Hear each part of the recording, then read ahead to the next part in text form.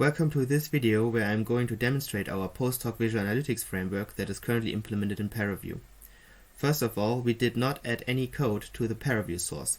All presented features are natively supported by ParaView, and all algorithmic backends, just as the computation of the nested graphs and the image compositing, are implemented in the topology toolkit as new modules.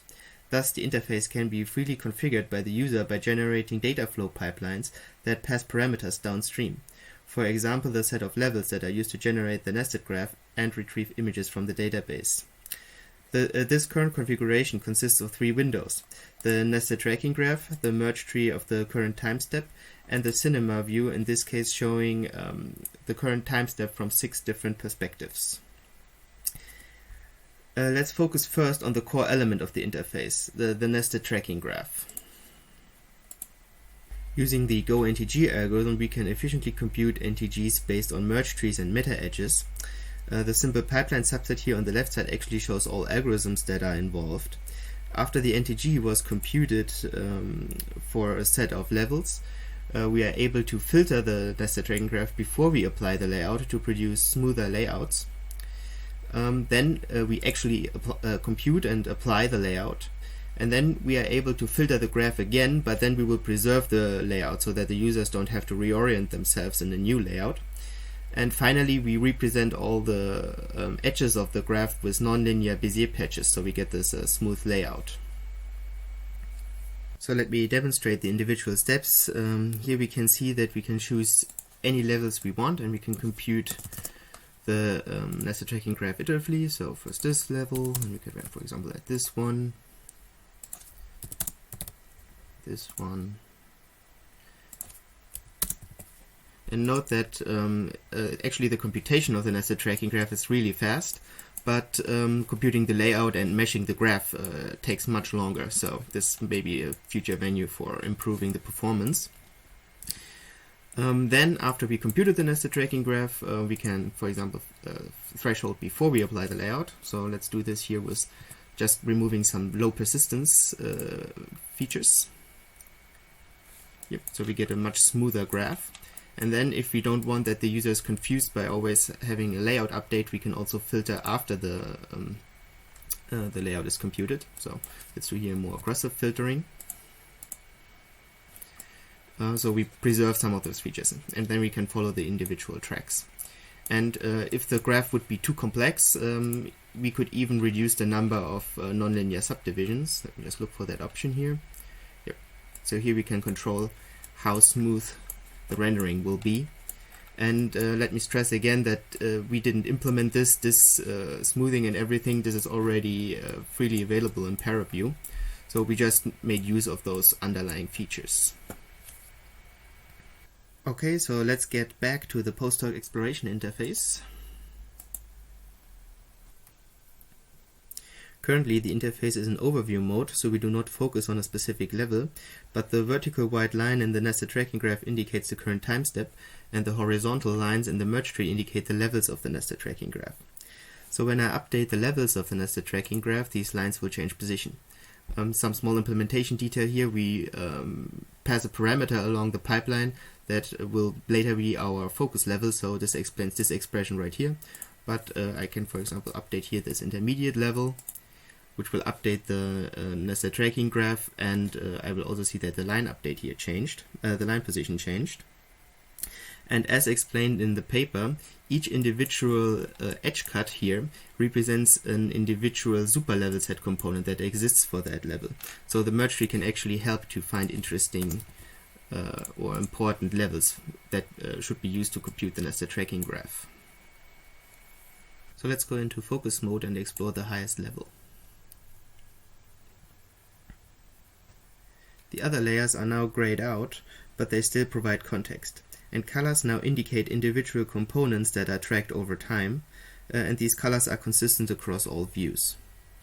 The overall design of this interface is to abstract from the complexity of the underlying dataset in 2 ways.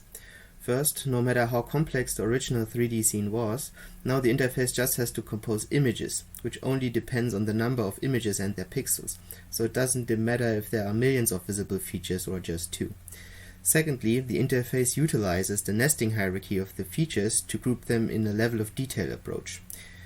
For example, from the merge tree it becomes clear that as we decrease the level, individual features merge into groups.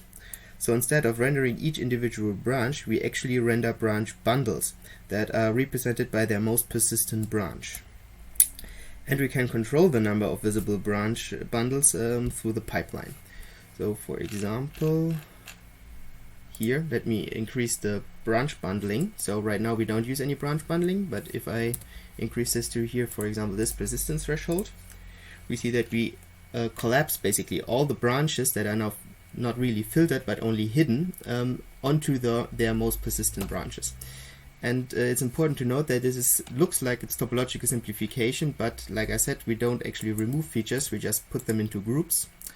So for example, here, if I go and find my example here, these two individual features are right now represented by their own branch, but as soon as I increase the bundling, they are actually represented by only this one feature, and now they are represented in the entire interface just with this one representative. These two green components, for example, were separate before, but now they are tracked as one. Okay, so now let me go ahead and disable the branch bundling again for now. But if there would be too many features to display at once, yeah, we can just increase the branch bundling until we end up with a manageable amount of UI elements. And in our web interface, it is even possible to fan out individual branch bundles, but the ParaView interface doesn't support that feature yet. Okay, so let's finally actually do some exploring.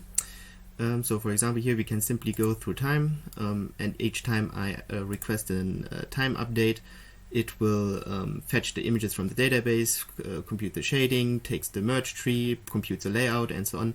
So especially when I'm now recording the video, this really has an impact on performance. But let's, for example, go to time step 70. And then we can just play a video, so we can basically follow along how the time steps evolve over time, and each time we see an update in the video, and we compute the merge tree, and we can basically follow the evolution of those features. But this also shows maybe possible future value for research, because every time the layout is updated, of course, maybe branches are displayed on a different side of the tree, and it would be actually nice if this layout would be persistent in some way. But let me pause the video here real quick. And for example, if I want to reduce workload, so if I don't want to see the merge tree in each time step, then I can just remove that and go back to, say, time step 70. Look here at those features. And then when I now play the video, the algorithm has to do much less work, so it's much faster. And another feature I want to highlight here is that there's a link between the images and the components, of course. So here in that event we just saw that this huge finger here basically split into these two groups, the purple one and the blue one, and I can look at that image and actually check what component is shown in one of these images, not only by color, because what we described in the paper that we also store this ID mask for each pixel. So let me go to that image here real quick and say I want to now actually look at the branch ID that is shown here. I can just say here hover points on, and then it can tell me actually here all the information it has about that pixel. So right now it knows that it's the branch ID 1, and it's the tracking graph branch 192, and I can just do this here interactively for all the stuff. And the image and the error you just see down here is that currently ParaView complains if you try to fetch some information from a pixel where there is no segmentation shown. Okay, good.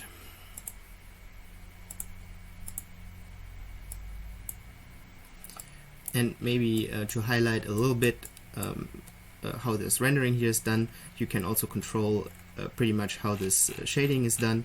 So here are these new TTK cinema filters, which are called cinema shading. And here I can, for example, control the amount of ambient occlusion. So I can try to find to find some nice parameters that will show my simulation in a nice way. And the good feature about this is that the shading and everything can be done after the images have been generated. So I don't need to decide that while I'm generating the images. I can now decide on the shading by myself after the database has already been built. Alright. So let's now explore some different levels. So for example, we can update the focus level to go down in the level. So right now we are pretty much high up. Let's just go 5 down. So I will select the level parameter from the pipeline, and I know this is a little bit clunky, but that will be improved in the future, I hope. But this is the only kind of interaction ParaView supports currently. And then we can see that all these individual components we saw earlier are part of this green component cluster here. So let's look into that, and we can now just go back and forth to see how what's actually going on. So we see there's this huge component here, consists of these individual elements. Here we can look at that event from different perspectives.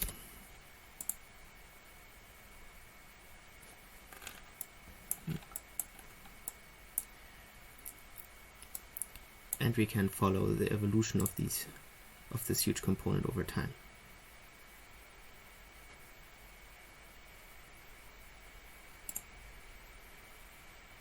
And we just observed here an important event where we saw that this blue component split from the green one.